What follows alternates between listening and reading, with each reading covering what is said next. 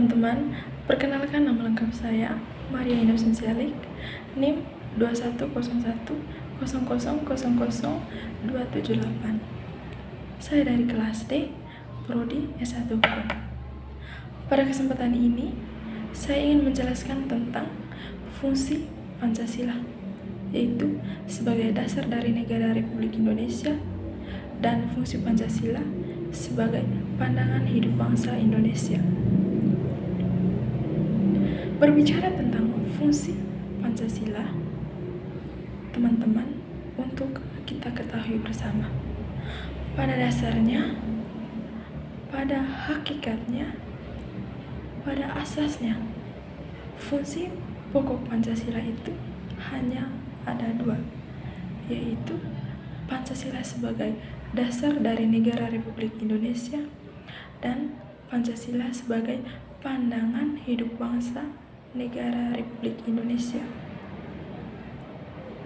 Adapun fungsi-fungsi yang lain, misalnya fungsi Pancasila sebagai pedoman hidup bangsa Indonesia, fungsi Pancasila sebagai cita-cita negara Republik Indonesia, itu merupakan pengembangan dari dua fungsi pokok tersebut, yaitu Pancasila sebagai dasar negara Republik Indonesia dan Pancasila sebagai pandangan hidup bangsa Indonesia.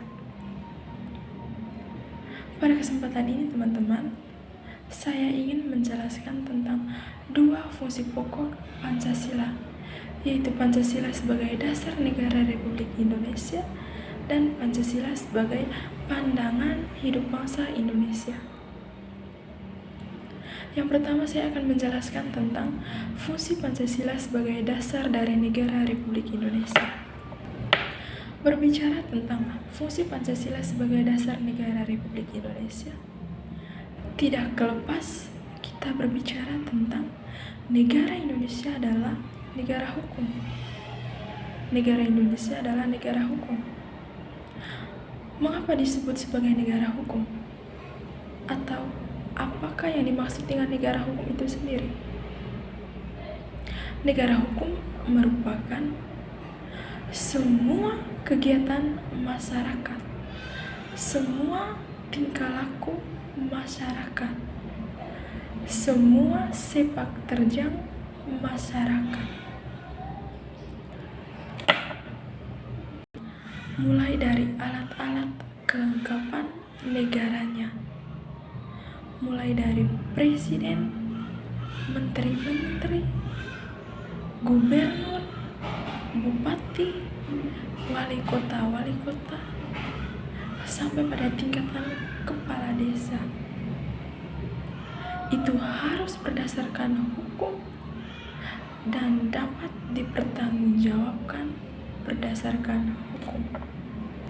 Oke, baik teman-teman, itu yang dimaksudkan dengan negara hukum, di mana semua kegiatan manusia, semua tingkah laku manusia yang ada di dalamnya itu harus berdasarkan hukum yang berlaku di Indonesia, dan semua kegiatan tersebut harus dapat dipertanggungjawabkan berdasarkan hukum. Untuk lebih dimengerti lagi, teman-teman, hukum-hukum yang ada di Indonesia, produk-produk hukum yang ada di Indonesia yang dibuat setelah Indonesia merdeka, yaitu Indonesia merdeka pada tanggal 17 Agustus 1945, dan Indonesia baru mendapatkan Undang-Undang Dasar, yaitu sehari setelah Indonesia merdeka, yaitu pada tanggal 18 Agustus 1945, yang dimana di dalam undang-undang tersebut terdapat pada alinea pertama sampai alinea keempat, itu di dalamnya mengandung makna dari Pancasila sebagai dasar dari negara Republik Indonesia. Ketuhanan yang Maha Esa, kemanusiaan yang adil dan beradab, persatuan Indonesia, musyawarah dan mufakat, dan yang terakhir adalah keadilan sosial bagi seluruh rakyat itu merupakan makna dari Pancasila sebagai dasar dari negara Republik Indonesia. Jadi tidak ada yang menyimpang dengan nilai-nilai tersebut. Hukum-hukum yang ada di Indonesia ini, yang ada di negara kita ini, berdasarkan Pancasila. Jadi tidak ada yang menyimpang dari Pancasila. Karena hukum-hukum yang ada di Indonesia tidak boleh menyimpang dengan Pancasila, maka teman-teman, Pancasila disebut sebagai dasar negara Republik Indonesia. Semua kegiatan, semua tingkah laku masyarakat Indonesia berdasarkan Pancasila. Tidak ada yang menyimpang. Maka dari situ, Pancasila disebut sebagai dasar dari negara Republik Indonesia. Mungkin itu yang dapat saya jelaskan berkaitan dengan fungsi pokok Pancasila, yaitu Pancasila sebagai dasar dari negara Republik Indonesia.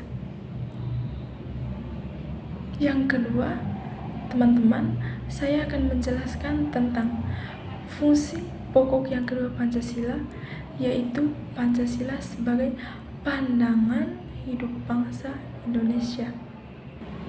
Berbicara tentang Pancasila sebagai pandangan hidup bangsa, maka di sini Pancasila berfungsi sebagai pedoman atau petunjuk dalam kehidupan sehari-hari.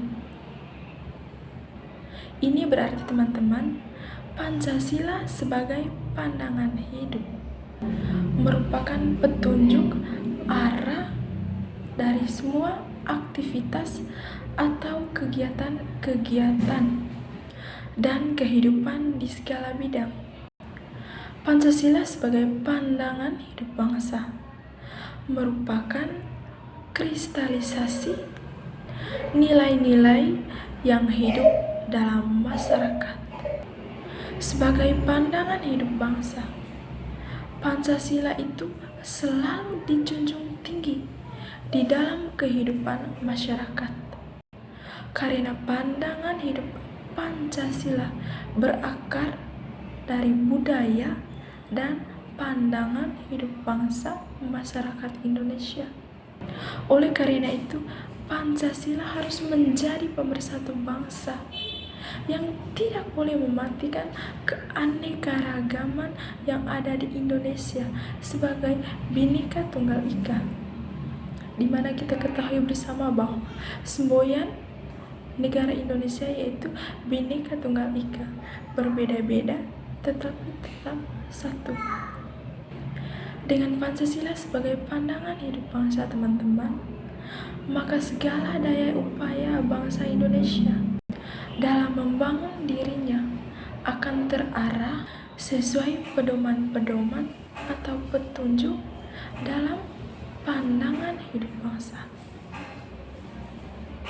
Maka dari situ teman-teman, Pancasila disebut sebagai pandangan hidup bangsa, yaitu merupakan petunjuk atau arah dalam kegiatan, dalam semua aktivitas dalam kehidupan masyarakat, baik dalam segala bidang, itu harus berdasarkan Pancasila.